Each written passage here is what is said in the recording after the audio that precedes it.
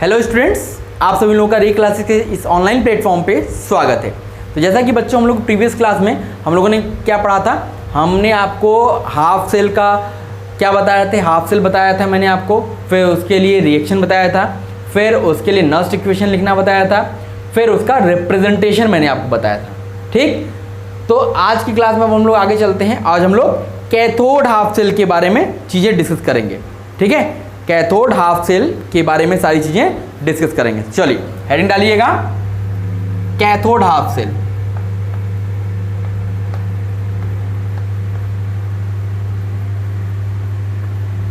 Cathode half cell ये क्या होता है? CHC, cathode half cell. ठीक है, अब हम इसके बारे में डिस्कस करना चाहते हैं। तो जैसा कि आप लोग को पहले से ही पता होगा क्या होता है कैथोड हाफ सेल पे, मतलब इस सेल में क्या होता है, इस सेल में रिडक्शन होता है। जैसे हमने जो इलेक्ट्रोकेमिकल सेल बनाया था, एक तरफ आपका क्या था, एनोड हाफ सेल था, दूसरे तरफ क्या था, कैथोड हाफ सेल था। इस पे क्या होता था, ऑक्सीडेशन होता था, उस पे क्या होगा, रिडक्शन। तो यहाँ पे क्या होगा, रिडक्शन होगा। ठीक है, और ये हमेशा सेल में कहाँ होता है, राइट हैंड साइड में होता है। जैसे एनोड हाफ सेल कहाँ होता है, सेल के हमेशा लेफ्ट हैंड साइड पे, इस तरह ये हमेशा राइट हैंड साइड पे होता है। तो लिख लीजिए, half cell at which reduction take place, half cell at which reduction takes place, reduction takes place. ऐसा हाफ सेल जिसपे क्या होता है, रिडक्शन होता है, is known as cathode half cell, is known as cathode half cell.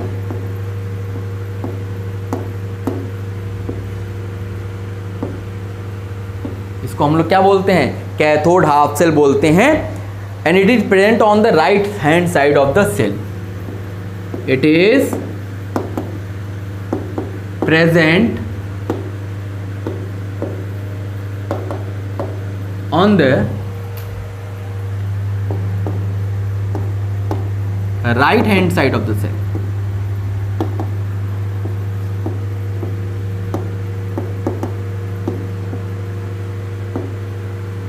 ये कहाँ होता है, सेल में दाहिनी तरफ होता है।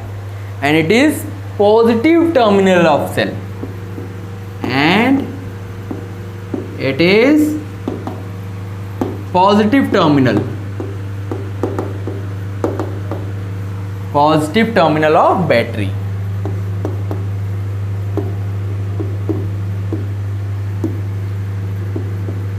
सेल ये क्या होता है, ये आपका पॉजिटिव टर्मिनल होता है सेल का। जैसे हमने एनोड के हाफ सेल जब पढ़ा था तो वो क्या आता था, वो हमेशा निगेटिव टर्मिनल होता था। ये हमेशा क्या होता है, पॉजिटिव टर्मिनल होता है। अब हम लोग क्या लिखते हैं, CHCr, cathode half cell reaction. अब कैथोड हाफ सेल रिएक्शन की बात हम लोग करते हैं। तो देखिए यहाँ पे क्या था, यहाँ पे क्या होता था, रिडक्शन होता था। क्या होता था भाई, रिडक्शन प्रोसेस होता था। तो यहाँ पे होता क्या था, यहाँ पे जो हमारा कॉपर था, कॉपर प्लस प्लस, ये एक्वस से ये क्या करता था, ये 2 इलेक्ट्रॉन लेता था और ये क्या बना लेता था, Cu सॉलिड। ये क्या हो रहा है, रिडक्शन हो रहा है। ठीक, अगर हम यहाँ से देखें, यहाँ से अगर हम N की बात करें तो N यहाँ से क्या हो जाएगा, 2, क्योंकि 2 इलेक्ट्रॉन्स ये ले रहा है। तो जैसे हम लोगों ने वहाँ बात की थी, जब हमने एनोड हाफ सेल पढ़ रहे थे, तो वहाँ पे हम लोगों ने स्टैंडर्ड ऑक्सीडेशन पोटेंशियल की बात की थी। तो यहाँ पे आ जाएगा क्या, स्टैंडर्ड रिडक्शन पोटेंशियल। SRP का मतलब स्टैंडर्ड रिडक्शन पोटेंशियल, या इसको हम लोग इस तरीके से भी लिख सकते हैं, E0RP, स्टैंडर्ड इलेक्ट्रोड पोटेंशियल। ये किसके लिए, reduction, electrode reduction potential, standard electrode reduction potential. या इसको लिखने का एक और तरीका था, मैंने बताया था वहाँ पे यहाँ पे E0 Cu+2 ऑब्लिक Cu। ये भी रिप्रेजेंटेशन का एक तरीका है, या तो ऐसे लिखो या ऐसे, तीनों हम लोग मोस्टली किससे लिखते यूज़ करते हैं, हम लोग मोस्टली इसको यूज़ करते हैं। ठीक है, यहाँ पे सब चीज़ें क्लियर पता चल जाती है किसका रिडक्शन हो रहा है। जैसे वहाँ पे लिखते थे E0 Zn oblique Zn plus 2, यहाँ पे क्या होगा E0 Cu plus 2 to Cu। तो यहाँ से ये क्लियर बताता है कि किसका रिडक्शन किसका ऑक्सीडेशन हो रहा है। तो ये हमारा क्या हो गया भाई, ये हमारा हो गया कैथोड हाफ सेल रिएक्शन। ठीक है, हमने रिएक्शन पढ़ लिया, अब हम इसके लिए नर्स्ट इक्वेशन लिखना चाहते हैं। इतना नोट कर लीजिए, फिर हम इरेज करके फिर आपको नर्स्ट इक्वेशन लिखवाते हैं।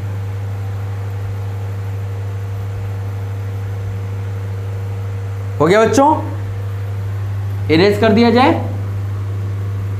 ओके,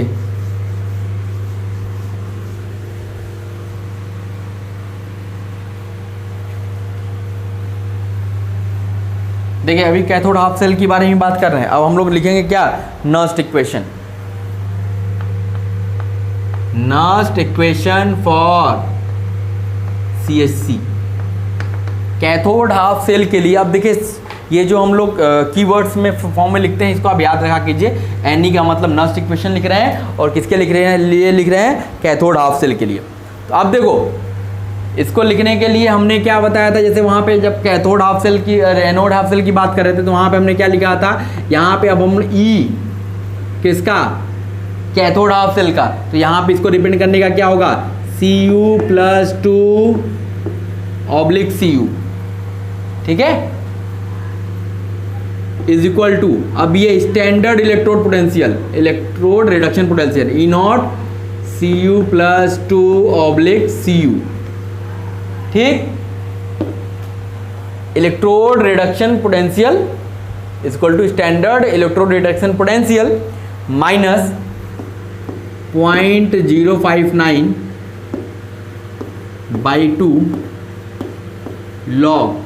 अब देखो कंसंट्रेशन ऑफ किसका, product upon concentration of reactant.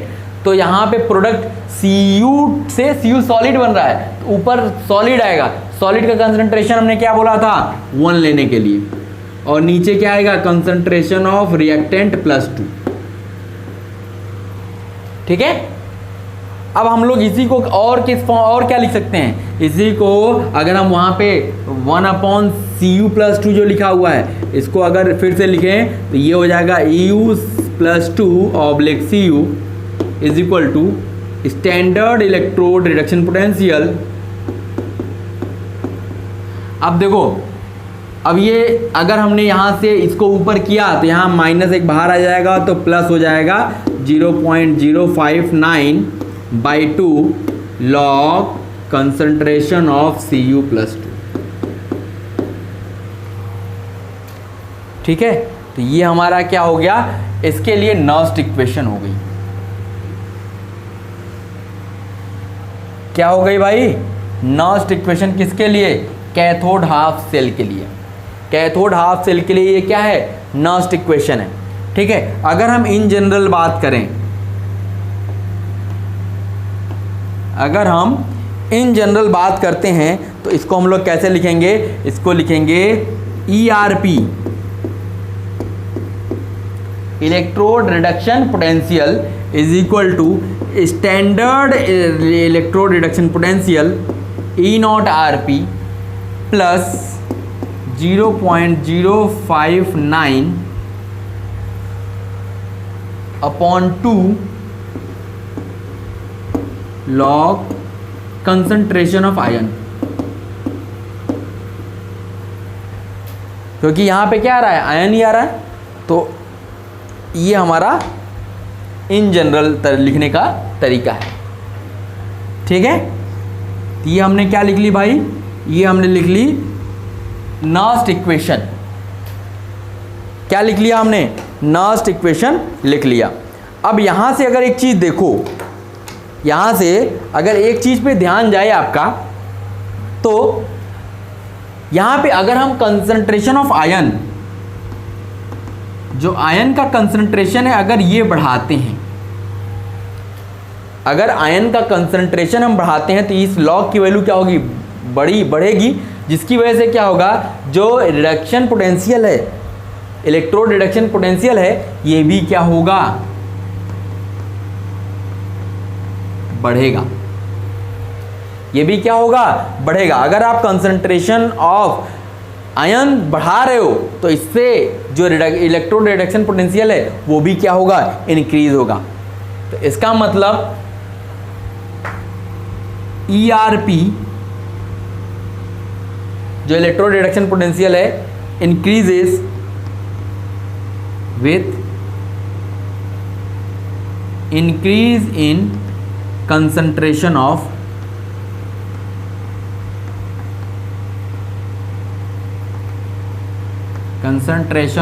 Ion. ठीक है, ये हम लोग याद रखेंगे। ठीक है, तो इतना नोट कर लीजिए।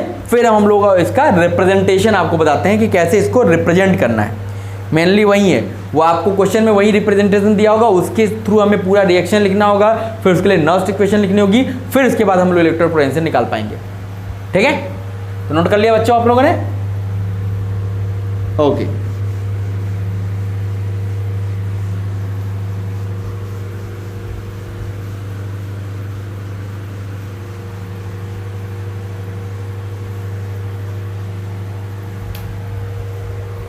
चलिए अब हम बात करते हैं कैथोड हाफ सेल रिप्रेजेंटेशन।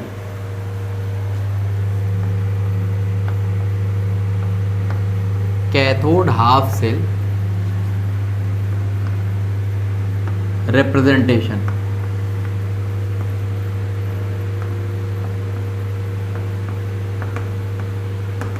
अब इसको हम लोग कैसे रिप्रेजेंट करेंगे, अब हम इसकी बात करते हैं। Okay,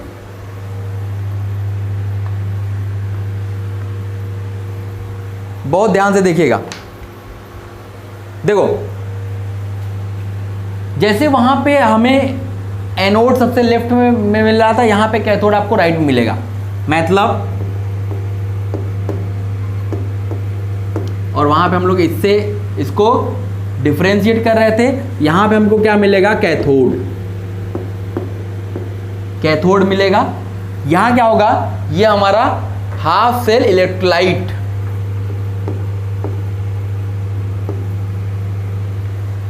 cathode half cell electrolyte.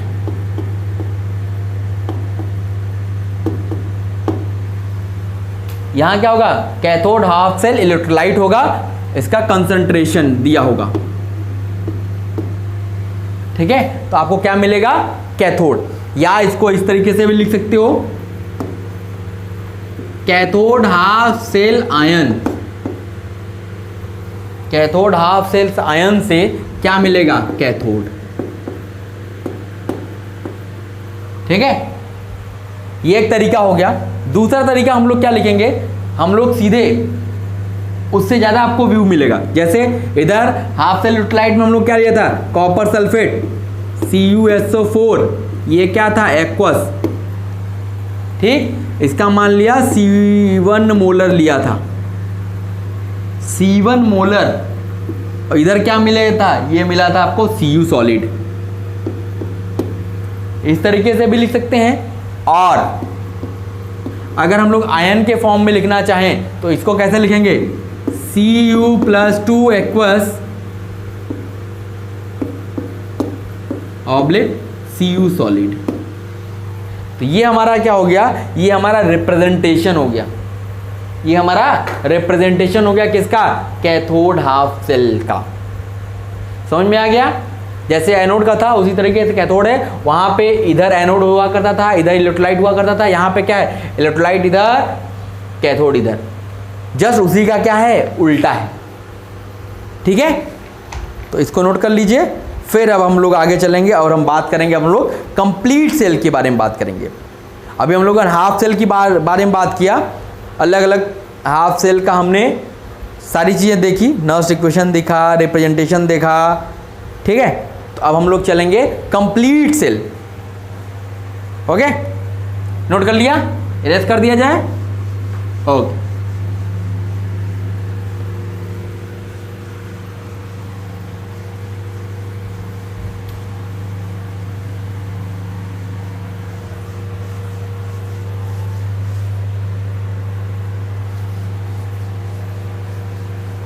चलिए बच्चों, अब अगली हेडिंग डालिएगा, complete galvanic cell, its reaction, representation and Nernst equation.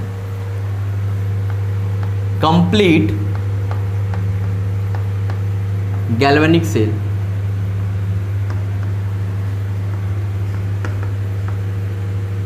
Complete galvanic cell, इसका reaction, its reaction, its representation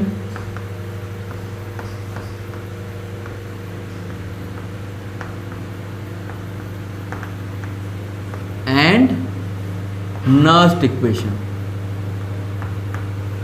और एंड नर्स्ट इक्वेशन।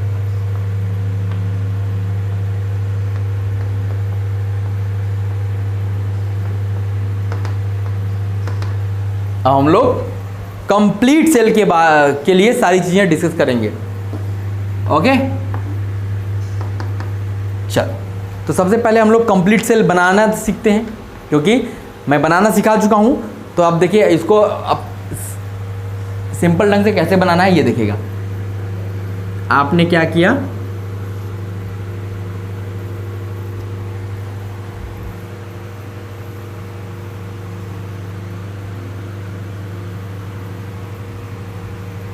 ठीक है, 2 कंटेनर ले लिए। अब इधर क्या करें, इधर क्या लेंगे आप, एनोड लेंगे, इधर क्या लेंगे, कैथोड लेंगे। ठीक है, इसमें आप क्या डालेंगे, इसमें भी एक सॉल्यूशन होगा।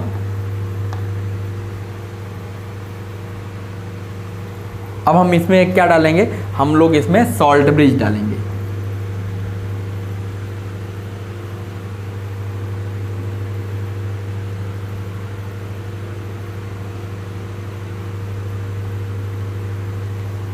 ये हमारा क्या है, सॉल्ट ब्रिज है। अब हम एनोड और कैथोड को आपस में कंडक्टर से जोड़ देंगे, बीच में क्या लगा देंगे, एक बल्ब लगा देंगे। तो अब देखिए ये क्या है हमारा, ये तो हमारा क्या है, एनोड हाफ सेल है, एनोड हाफ सेल है। ये हमारा क्या है, कैथोड हाफ सेल है, और ये हमारा क्या है, सॉल्ट ब्रिज।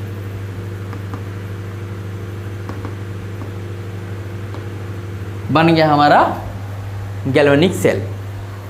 ये हमारा क्या है, ये हमारा गैल्वेनिक सेल बन गया। तो ये हमारा इस तरीके से इसको आप बनाओगे। अब हमें वो तो हमने आपको समझाने के लिए बताया था कि इसमें क्या क्या चीज़ें होती हैं। तो आपको जब भी बनाने को दिएगा तो आप इतना ही बनाएंगे। ओके, चला जाए आगे। ओके, बना लिया आपने, इसको मिटा दें।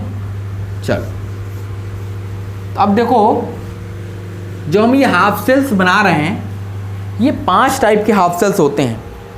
There are 5 types of half cells. There are 5 type of half cell. जो ये हाफ सेल हैं, ये कितने टाइप के हैं, 5 टाइप के होते हैं। देखो, पहला जो हाफ सेल होगा वो क्या होगा, metal metal ion half cell. Metal metal ion half cell, या इसी को बोला जाएगा, हाफ सेल ना बोल के इलेक्ट्रोड बोल दिया जाएगा। क्या बोला जाएगा, मेटल मेटल आयन इलेक्ट्रोड। ठीक, इसमें क्या होता है, इसमें आप जो सॉल्ट लेते हो वो सॉल्युबल सॉल्ट होता है। कौन सा सॉल्ट होता है, सॉल्युबल सॉल्ट होता है। जैसे यहां पे हम लोग क्या करते हैं, यहां पे हम लोग जिंक लेते हैं और उसी का सॉल्ट लेते हैं, ठीक है, जो कि उसमें सॉल्युबल है। तो जिंक से हम लोग क्या, जिंक Zn+2 में कन्वर्ट होता था, ठीक है, और Cu+2,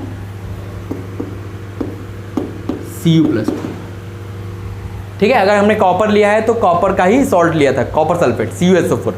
तो इसमें जो चेंज होता है वो उसके आयन्स में चेंज होता है। क्या कभी सल्फेट में चेंज हुआ था? नहीं, सल्फेट के आयंस में चेंज नहीं हुआ था, बस किसके आयंस में चेंज हुआ था? जिंक में और कॉपर के। तो ये हमारा जो अभी तक हम लोग पढ़ते आए हैं वो हमारा क्या था? वही हमारा metal metal electrode, metal metal ion electrode था। ठीक है, दूसरा हम लोग क्या पढ़ेंगे? Gas ion half cell.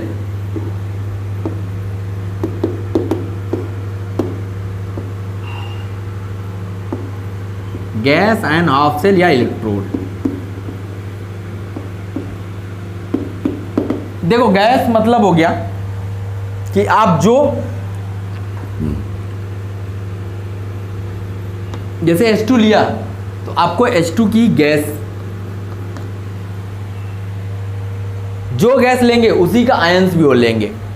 ठीक है, जैसे आपने Cl2 लिया, गैस है तो अब इसका Cl माइनस आयन, तो ये हमारा क्या हो गया? Gas ion cell electrode, half cell. फिर तीसरा हम लोग को पढ़ना है ऑक्सीडेशन रिडक्शन हाफ सेल। तीसरा क्या है? Oxidation reduction half cell.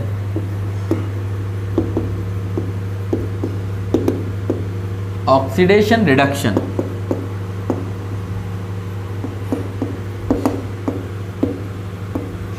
Half cell. ठीक है, ऑक्सीडेशन रिडक्शन हाफ सेल या इसी को बोला जाता है रेडॉक्स इलेक्ट्रोड। Redox electrode. यहां पे क्या होता है? जैसे आपने Fe+2 Fe+3 और जैसे यहां पे ये ऑक्सीडाइज भी हो जाएगा और ये रिड्यूस भी हो जाएगा। ठीक है, जैसे आपने ले लिया MnO4 और यहाँ पे क्या है? जैसे यहाँ पे इसका +7 होता है, यहाँ +2। ठीक, तो यही ऑक्सीडाइज और रिड्यूस दोनों हो गए, तो ये हमारा ऑक्सीडेशन रिडक्शन हाफ सेल होगा। फिर चौथा क्या होगा हमारा? जैसे ऊपर पहला हमने पढ़ा था मेटल मेटल आयंस, इसमें क्या था? सॉल्युबल सॉल्ट था, लेकिन अब जो होगा metal insoluble, metal insoluble, metal insoluble salt, या इसे को बोला जाता है anion half cell. Anion half cell. तो यहाँ पे इसको बस लिख लीजिए, इसको बाद में जब हम लोग पढ़ेंगे तो डिटेल में इसको पढ़ाएंगे। ठीक है, अभी आप बस को जान लीजिए। तो इसमें क्या होता है? जैसे आपने Ag मेटल लिया हुआ है तो आपको इसी का सॉल्ट AgCl लेना पड़ेगा। ठीक है, तो अगर ये कुछ नहीं दिया है तो इसको आप पहले वाले को मान के करोगे। अगर यहाँ पे कहीं पे Cl माइनस आयन दे दिया तब आप इसको metal insoluble salt anion half cell को लेके सॉल्व करोगे। ठीक है, और इसका लास्ट जो होता है वो हमारा पांचवा कैलोमेल इलेक्ट्रोड।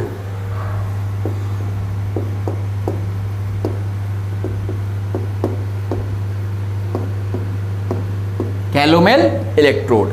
ठीक है, तो इसके बारे में हम लोग अभी पढ़ेंगे, तो इसको आप नोट डाउन कर लीजिए। पहले हम complete half cell, complete cell के लिए पहले नस्ट इक्वेशन, रिएक्शन, रिप्रेजेंटेशन सारे बताते हैं, फिर हम लोग इसको डिटेल में पढ़ेंगे। ओके, तो ये बस नाम याद रखिएगा। सबसे ज़्यादा हम लोग इसका यूज करते हैं, सबसे ज़्यादा ये यूज होता है metal metal ion half cell. Okay बच्चों, नोट कर लिया आपने? चल,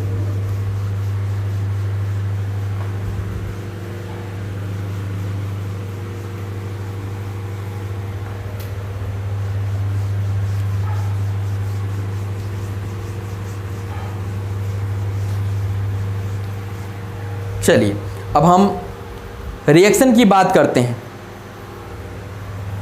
हम इसके लिए रिएक्शन लिखते हैं। ठीक है, अब देखो कंप्लीट सेल जब हम बनाने जाते हैं तो यहाँ पे एनोड पे भी रिएक्शन होगा और कैथोड पे भी। तो पहले हम एनोड पे रिएक्शन लिख रहे हैं। देखो एनोड पे क्या होगा? एनोड पे हमेशा क्या होता है? ऑक्सीडेशन होता है, ये हमें पता है।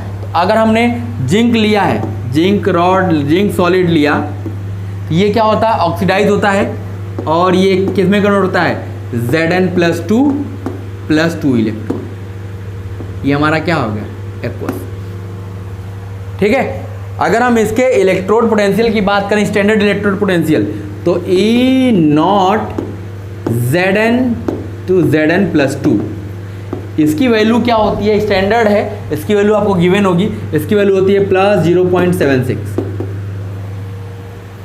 ये हमारा क्या है, ये हमारा एनोड हाफ सेल का रिएक्शन हो गया। अब हम लोग क्या लिखेंगे, कैथोड के लिए लिखेंगे।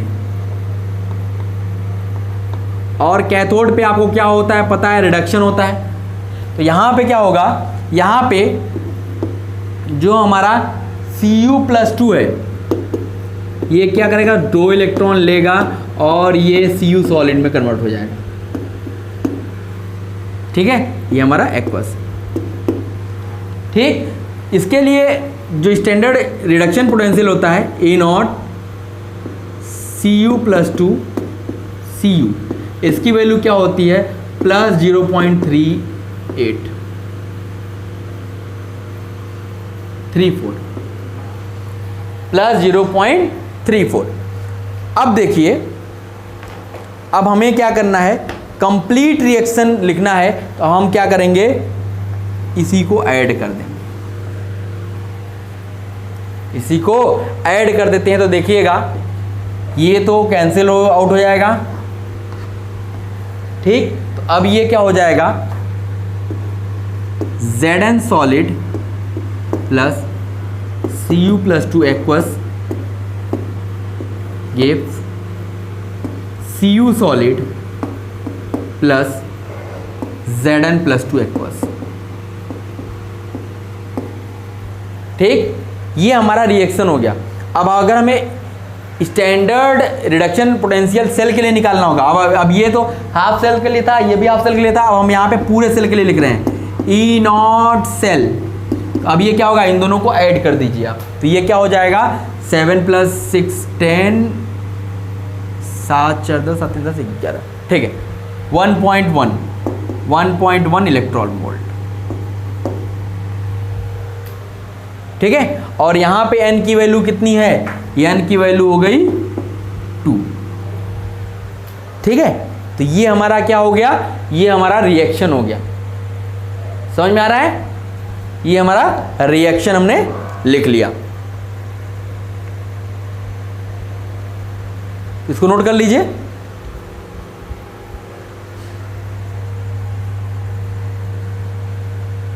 हो गया बच्चों।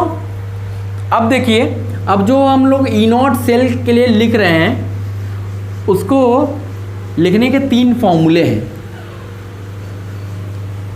देखिए, जो हम लोग E0 cell,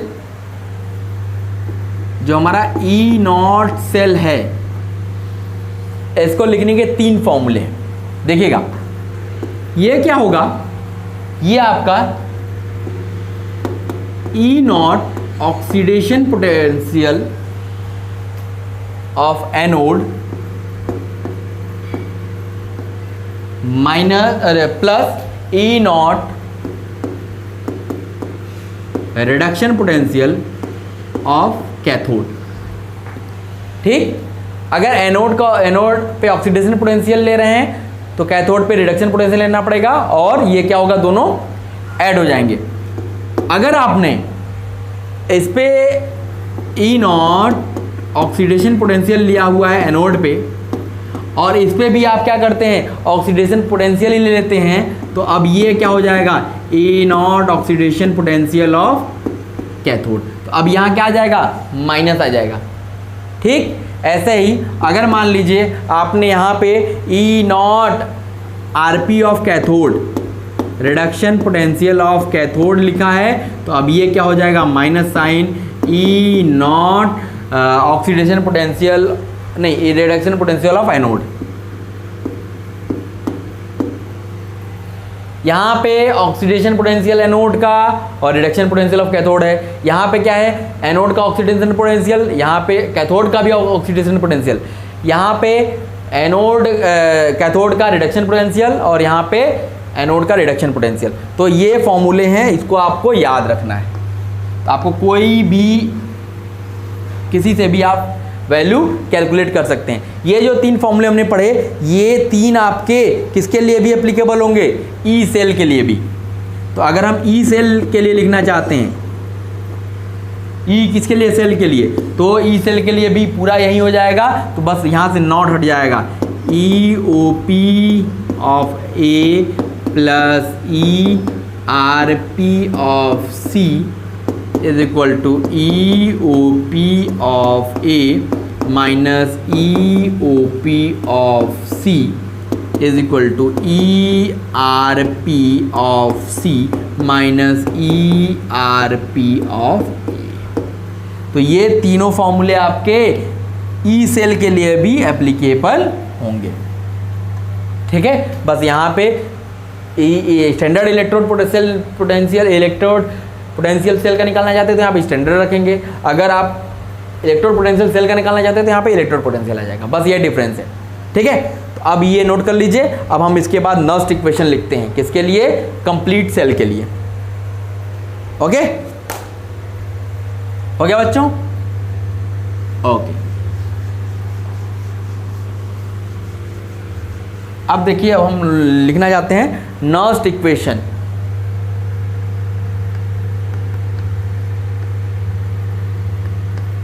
Nernst equation for complete cell.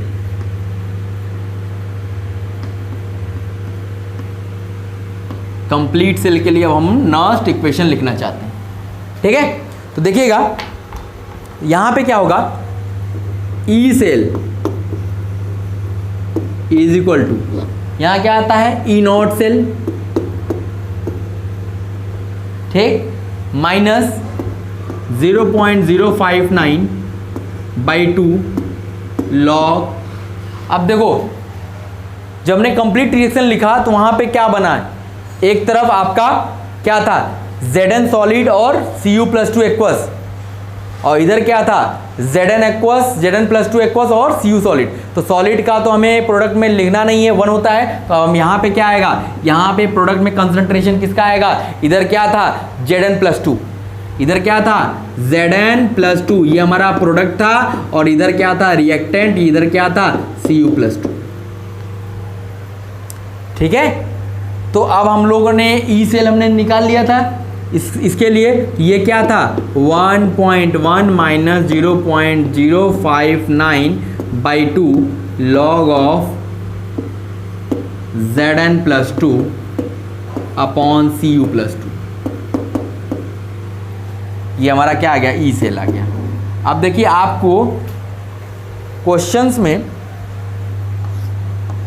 E not की वैल्यू दी रहेगी, स्टैंडर्ड जो रिडक्शन पोटेंशियल उसकी वैल्यू दी रहेगी, बाकी सारी चीज़ें आपको कैलकुलेट करनी होगी और फाइंड करनी होगी।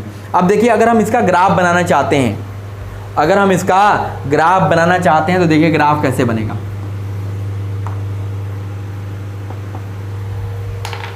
ये हमारा क्या है, इस पे ई सेल होगा और यहाँ पे होगा log concentration of Zn+2 upon concentration of Cu+2। ठीक है, तो अब देखिए ये y equal to mx plus c type का है, इसका मतलब c ई नॉट हो गया। तो अब इसका मतलब ये स्ट्रेट लाइन मिलेगा, तो ये स्ट्रेट लाइन कैसा होगा, ये ऐसा होगा। ठीक है, तो अब ये जो होगा यही हमारा क्या है, हमारा ई नॉट है। इसके लिए यहाँ के लिए 1.1 वोल्ट मिले, इलेक्ट्रॉन वोल्ट मिलेगा।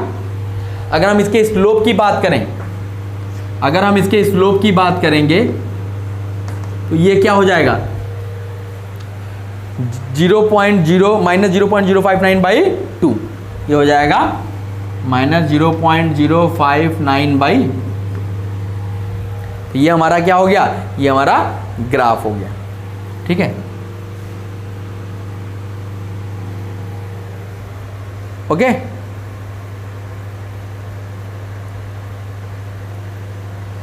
ये नोट कर लीजिए। फिर अब हम लोग इसके लिए क्या करेंगे, इसका रिप्रेजेंटेशन देखते हैं, कंप्लीट सेल का रिप्रेजेंटेशन देखते हैं कैसे इसको हम लोग रिप्रेजेंट करते हैं। नोट कर लीजिए इसको। ये हमारा क्या हो गया, नर्स्ट इक्वेशन हो गई।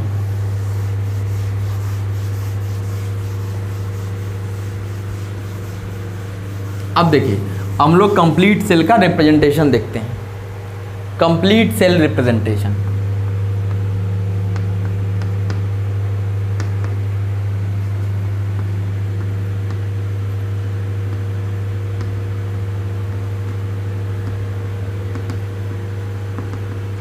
Complete cell representation. अब देखिए इसको कैसे रिप्रेजेंट करते हैं।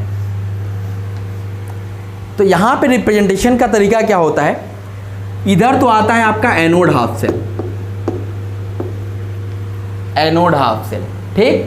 फिर अब हम यहां पे 2 लाइन ड्रॉ करेंगे। फिर इधर क्या आएगा, इधर आएगा कैथोड हाफ सेल, ठीक। ये जो 2 लाइन ड्रॉ किया ये क्या रिप्रेजेंट करता है, इट रिप्रेजेंट्स सॉल्ट ब्रिज।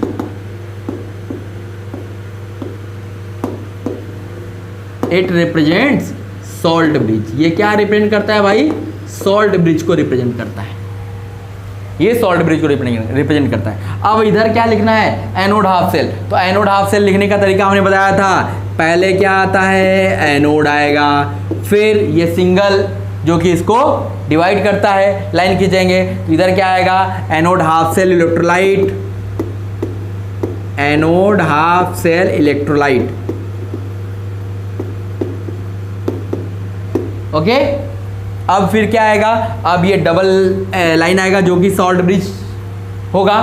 फिर इधर क्या आएगा, कैथोड हाफ सेल। तो इधर क्या आता है, cathode half cell electrolyte, cathode half cell electrolyte. और फिर क्या मिलेगा, कैथोड, ठीक।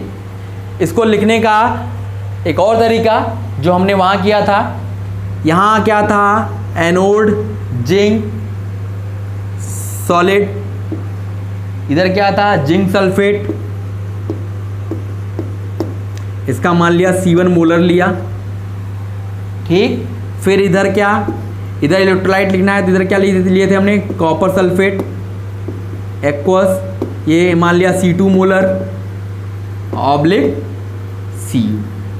Cu सॉलिड, ये हो गया। या इसका एक और तरीका हमने बताया था। और अब आपको क्वेश्चन जब भी मिलेंगे वो इसी फॉर्म में मिलेंगे, आपको पूरा कंस्ट्रक्ट करना होगा। आपको जैसे इस तरह दे दिया, Zn oblique Zn+2 aqueous Cu+2 aqueous Cu, आपको इस तरीके से दे देगा।